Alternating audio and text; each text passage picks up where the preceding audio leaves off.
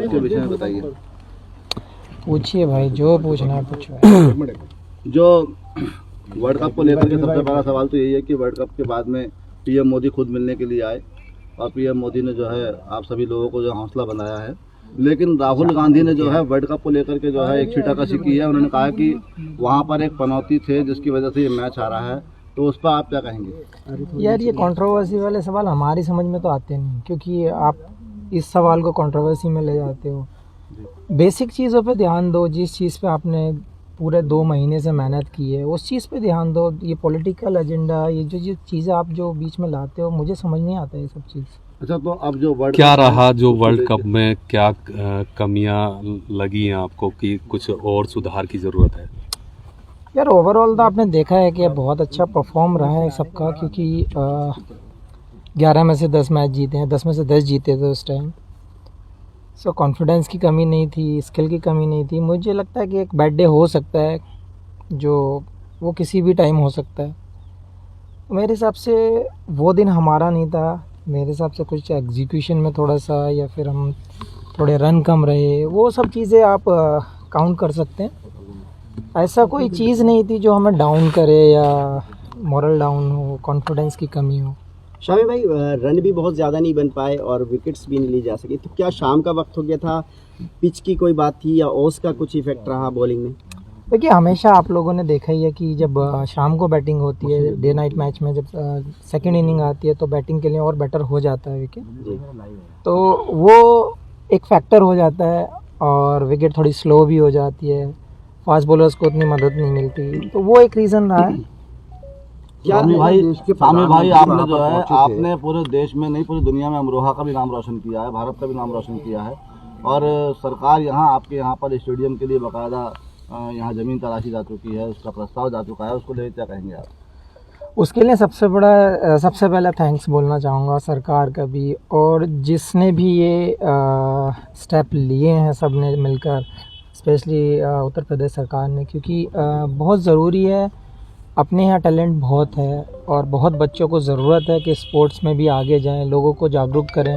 तो ये चीज़ टैलेंट के हिसाब से और क्षेत्र के हिसाब से भी बहुत ज़रूरी थी कि हमारे यहाँ पे एक अच्छा स्पोर्ट्स एकेडमी हो, स्टेडियम हो, जहाँ पे लोग अपने स्किल को जानें, लोग उसको कुछ कोचेज़ उन लोगों को सिखाएं, कुछ बेटर करें, वो बहुत ज़रूरी था। और ये मेरे हिसाब से बहुत अच्छी चीज़ हुई है यहाँ के यंग टैलेंट के लिए। शामिल भाई, इसी प्रश्न को मैं थोड़ा मॉडिफाई करूँगा। आप तो अमरोहा क्या देश का बड़ा नाम आप हो चुके हैं, आप अच्छी बात यह है याद रखते हैं इस चीज़ को, किस बैकग्राउंड से आप निकले, तो विशेषकर जो अब यहाँ के यूथ आप पर उम्मीदें करता है, तो आप क्या करना चाहते हैं उन बच्चों के लिए जो आपकी तरह आगे बढ़ना चाहते हैं? आप अपनी तरफ से क्या मतलब मोरल सपोर्ट या और भी कुछ?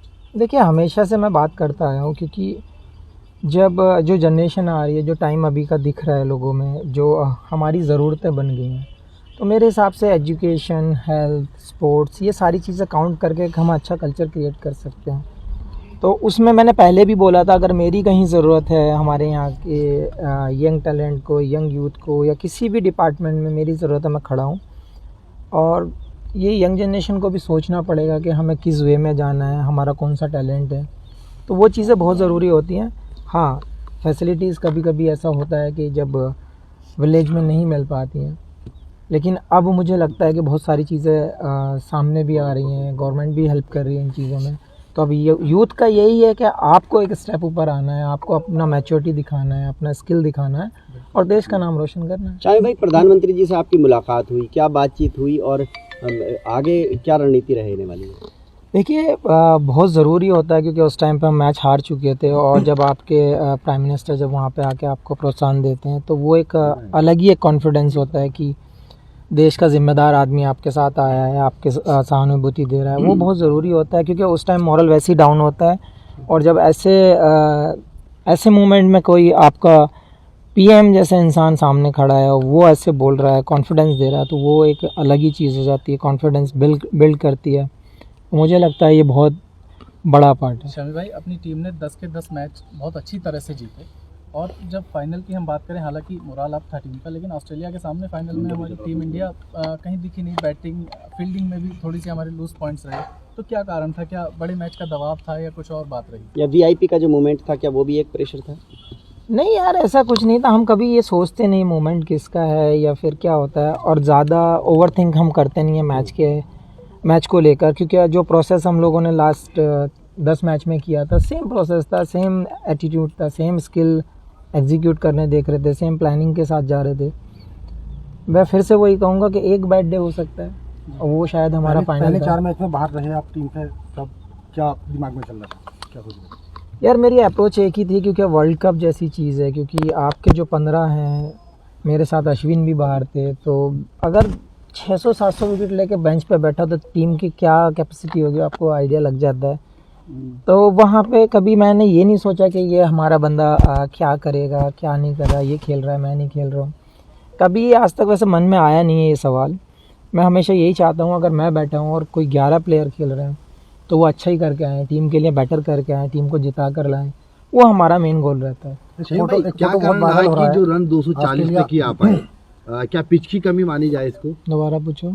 क्या कारण रहा स्कोर जो कम रहा है, या पिच की कमी मानी जाए इसमें, या फिर जो प्रदर्शन करना था, जैसे आस और उम्मीद तमाम आवाम को आप लोगों को लगी थी, तो उसके लिए क्या संकेत हैं आपकी तरफ से? देखिए बहुत सारी चीज़ें काउंटर टेक्निकली अगर आप देखना चाहें तो डे नाइट मैच में हमेशा बैटिंग शाम को अच्छी होती है, पिच स्लो हो जाती हैं, वो सब चीज़ें काउंट तो आपको करनी पड़ेंगी क्योंकि वो टेक्निकल हैं। तो अगर सामने वाली टीम जीतती है टॉस और वो बैटिंग को हमें इनवाइट करती है तो हमें बैटिंग करनी ही होगी, तो वो एक हो सकता है कि हाँ वो उन लोगों को एक बेनिफिट है। सेकंड की रन आपने देखा ही है कि 240 रन फाइनल में एक ऐसी टीम के अगेंस्ट, मेरे हिसाब से 30-40 रन और बनते तो मैच में और ज़्यादा मज़ा आता, हो सकता है रिजल्ट हमारे फेवर में होता। तो क्या पहले खेलना जो है वो हार की बड़ी वजह है? यार वो हमारे हाथ में नहीं था क्योंकि हम टॉस जीते नहीं है, क्योंकि वो सामने वाला अगर बॉलिंग करना चाहता है तो वो टीम को बॉलिंग करनी एक फोटो वायरल हो रहा है, वो वर्ल्ड कप पे पैर रखे हुए हैं।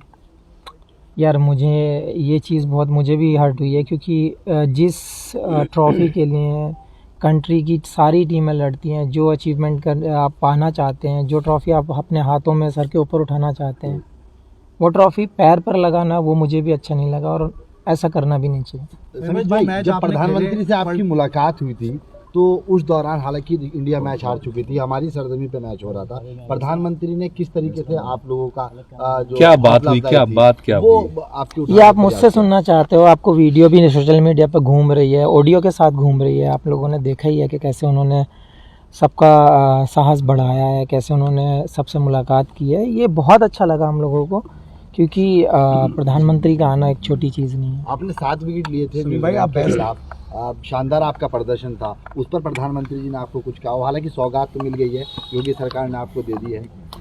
देखिए मेरी हमेशा कोशिश यही है कि कंट्री के लिए बेटर करते रहें और अच्छा करते रहें, टीम जीतती रहे, और मेरा यही कहना है कि सब लोगों को अपना 100% देते रहो, कंट्री को जिताते रहो। सौगात की तो हम कभी नहीं सोचते हैं, सौगात ये दी है, ये हमारा सौभाग्य है कि हमारे डिस्ट्रिक्ट के लिए एक स्टेडियम मिला है, उसको अच्छे से यूटिलाइज़ किया जाए, उसमें से कोई ना कोई प्लेयर बाहर निकल कर आना चाहिए, उस चीज़ पे हमारा फोकस होना चाहिए। समीर भाई, आपने लॉकडाउन में लगातार यहाँ मेहनत की, क्या उसी का नतीजा कि आप जो है लगातार इसमें विकेट लेते रहे? भाई मेहनत हमेशा रंग लाती है, आपको पता ही है, सब लोगों का कहावत में भी यही है। तो मेहनत तो आप घर पे करो बाहर करो, मेहनत अगर करोगे तो शायद रंग तो लाएगी। ठीक है, शुक्रिया। टारगेट करने की वो थी, क्या सोच रहे थे आप एक रात पहले? नहीं यार, एक रात पहले ऐसा कुछ माइंड में नहीं था, क्योंकि कॉन्फिडेंस अच्छा था, स्किल अच्छा चल रहा था, सब कुछ अच्छा चल रहा था, प्लानिंग पूरी हो चुकी थी। हाँ, जब बड़ा मैच होता है तो हमेशा कहीं ना कहीं हम सोचे नहीं, लेकिन प्रेशर रहता है हमेशा, कहीं ना कहीं माइंड वहाँ पे वर्क करता रहता है। आप चाहें कि हम चिल हो जाएं तो वो होता नहीं है, क्योंकि जब तक ख़त्म ना हो जाए टूर्नामेंट, जब तक हम शांत बैठते नहीं हैं, तो ज़रूर थोड़ा तो कहीं ना कहीं रहता है, मानते नहीं प्रेशर, वो बात अलग है। एक मुद्दा बहुत उठाता है कि पाकिस्तानी वो इंडियन बॉलर बॉल अजीब नई तरीके की दी जा रही है, तो उनकी मानसिक स्थिति के बारे में क्या कहना है पाकिस्तानी? ओ भाई, ये नहीं बोल सकते, क्या ही बोलें इस बारे में, क्योंकि आपको सबको पता है, हमें पता है, इवन उन लोगों के प्लेयर्स ने भी, जो सीनियर्स हैं, जो लेजेंड हैं, जिनको दुनिया मानती है, उन्होंने भी उनको एक्सप्लेन किया है, लेकिन उनकी समझ में नहीं आता। मानसिक स्थिति क्या बन तो रही है? इसमें हम कुछ कमेंट्स नहीं कर सकते क्योंकि वो सोच ही वैसी है। शमी भाई एक सवाल और, क्या आपके हिसाब से क्या टर्निंग पॉइंट रहा मैच का? क्या रोहित शर्मा की वो कैच या विराट का वो आउट होना अचानक बैट से बॉल लग के, क्या टर्निंग पॉइंट रहा मैच का? या फिर जो एम्पायर्स कॉल एक हुआ था, ट्रेविस हेड और लाबुशानी की जोड़ी वहाँ टूट जाती है एम्पायर्स कॉल ना होता? देखिए एक ही चीज़ थी क्योंकि रन हमारे पास उतने ज़्यादा नहीं थे कि हम अगर काश हमारे पास 300 रन होते तो हम इजीली डिफेंड कर पाते। लेकिन एक चीज़ पे ब्लेम करके मुझे नहीं लगता कि कोई फ़ायदा रहता है क्योंकि ओवरऑल टीम को देखा जाता है कि हम कहाँ स्टैंड करते हैं। वो बहुत ज़रूरी होता है एज ए यूनिट वर्क करना और एज ए ग्रुप वर्क करना। तो मैं एक ही चीज़ बोलूँगा, शायद थोड़े से रन कम थे।